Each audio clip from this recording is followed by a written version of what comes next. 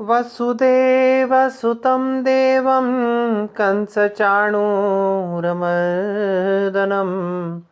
देवकी परमानन्दं कृष्णं वन्दे जगद्गुरुं कृष्णं वन्दे जगद्गुरुं कृष्णं वन्दे जगद्गुरुं। कर्तव्य से विमुख हो चुके अर्जुन को श्री कृष्ण उपदेश दे रहे हैं कि अर्जुन, तुम अगर कर्म ना भी करना चाहो तो तुम्हें कर्म करना पड़ेगा, क्योंकि तुम क्षत्रिय हो और क्षत्रिय का धर्म युद्ध करना है। और तुम तो बड़े सौभाग्यशाली हो कि तुम्हें धर्म युद्ध प्राप्त हुआ है। कोई कोई विरले सौभाग्यशाली क्षत्रिय ही इस प्रकार के युद्ध को प्राप्त करते हैं। दूसरी बात कि तुम्हें कर्म तो करना पड़ेगा और तुम्हारा अधिकार कर्म में है। फल की चिंता तुम क्यों करते हो?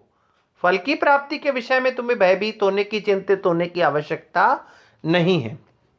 क्या कहते हैं? कर्मण्येवाधिकारस्ते मा फलेषु कदाचन मा कर्म फल हेतुर्भू माते संगस्त्व कर्मणि। हे अर्जुन, ते अधिकारः कर्मणि एव। तुम्हारा अधिकार कर्म में है। कर्मणि एव ते अधिकारः, तुम्हारा अधिकार केवल कर्म में है। मां फलेषु कदाचन, फल की प्राप्ति के विषय में तुम्हारा कोई अधिकार नहीं है। मां कर्म फल हेतुर्भू, और कर्म के फल का हेतु भी मत बनो। माते संगस्त्व कर्मणि, और अकर्म में भी आसक्ति मत रखो।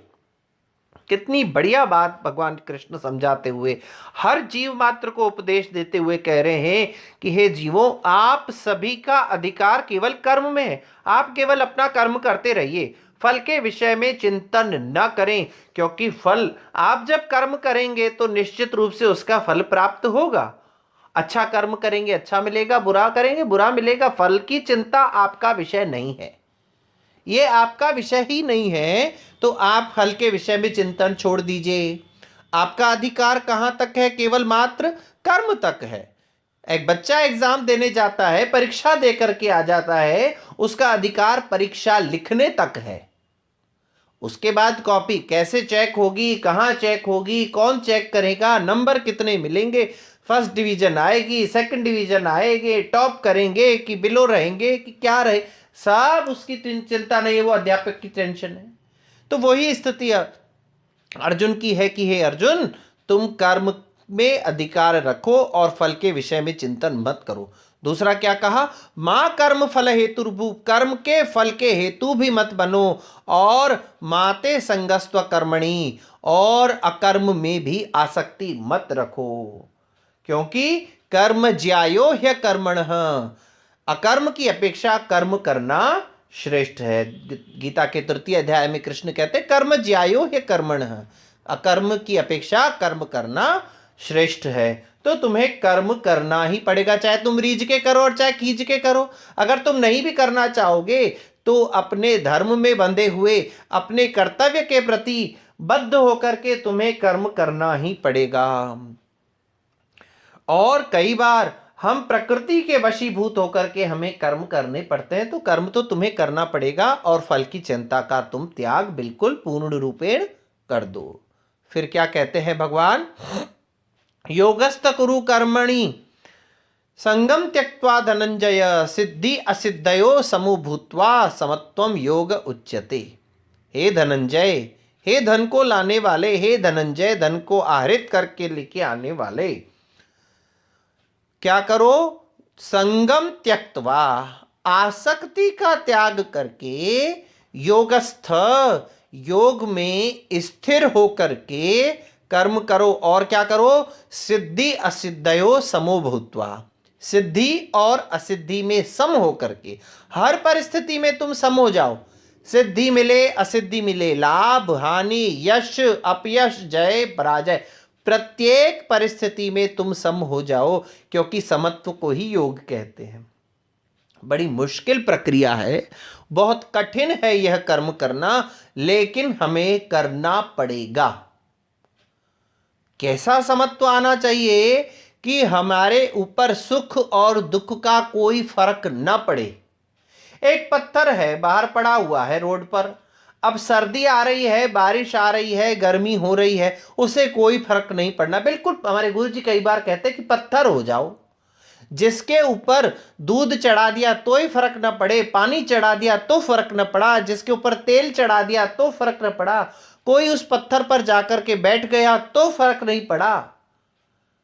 ऐसी स्थिति आ जाती है समत्व वाली। सिद्धि असिद्धि में सम हो जाइए, समत्वम योग उच्यते। दूसरा क्या कह रहे हैं, योग में स्थिर होकर के तुम कर्म करो, यानी समत्व में स्थिर होकर के कर्म करो। और क्या करना है, संगम त्यक्त्वा, आसक्ति का त्याग कर दो। यह जो तुम आसक्ति रख रहे हो कि ये मेरे दादा हैं, बाबा हैं, गुरु हैं, मामा हैं, चाचा हैं, नान, सबका त्याग कर दो।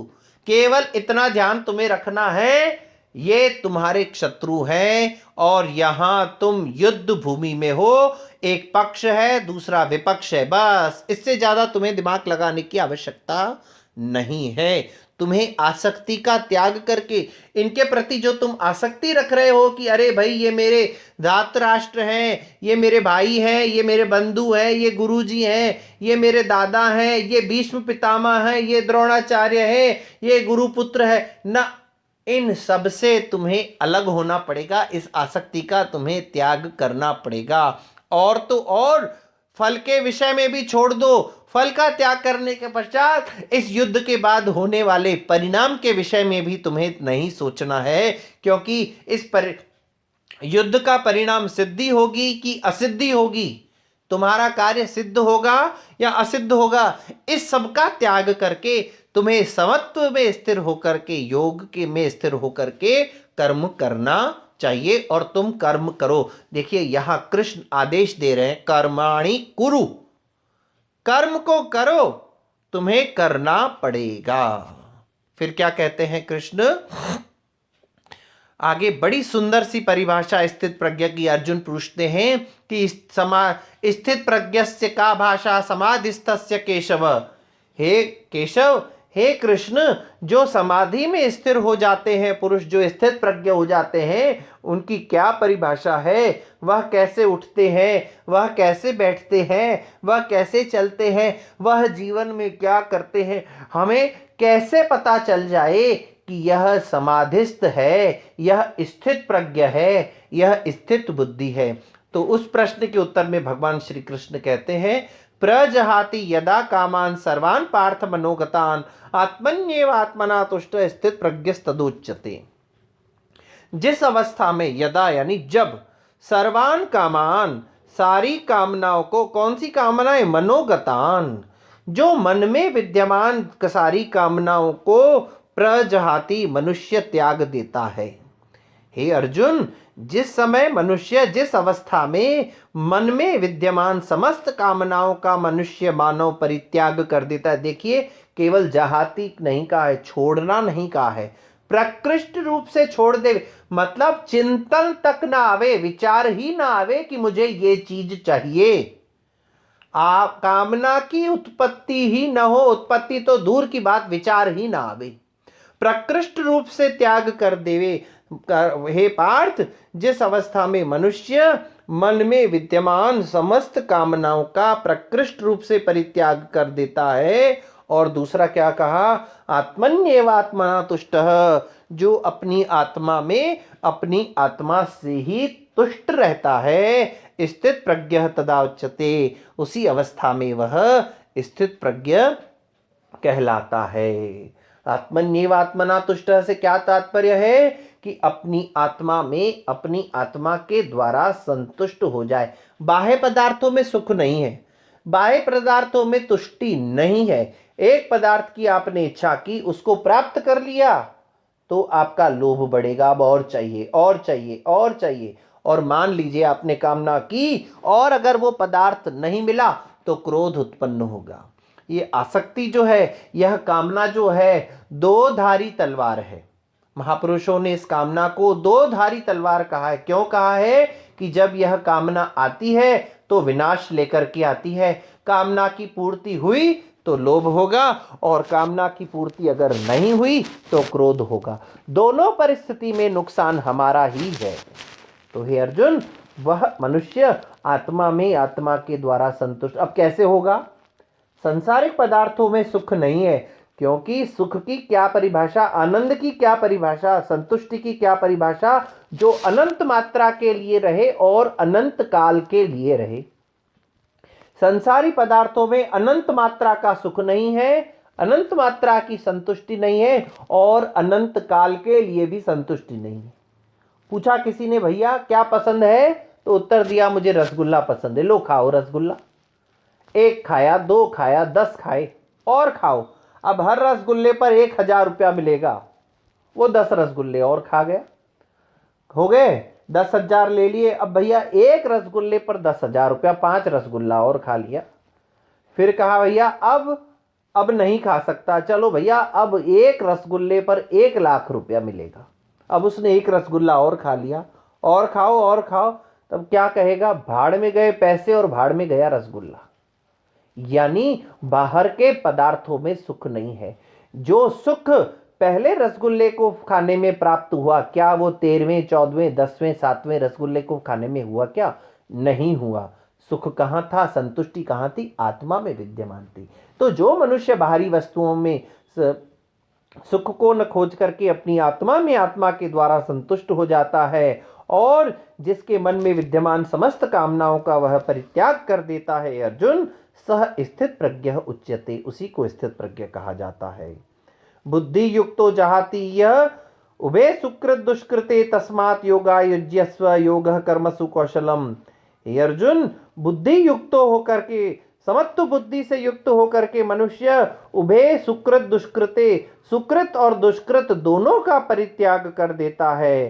तस्मात् योगाय युज्यस्व, इसीलिए तुम योग के लिए युज्य हो जाओ, और योगः कर्मसु कौशलम, कर्मों की कुशलता को ही योग कहते हैं। तुम्हें सुकृत और दुष्कृत दोनों को त्याग कर देना है। ध्यान दीजिए, अच्छा कर्म करोगे स्वर्ग की प्राप्ति होगी, बुरा कर्म करोगे नरक की प्राप्ति होगी, और अच्छा प्लस बुरा दोनों कर्म करोगे मनुष्य लोक की प्राप्ति होगी।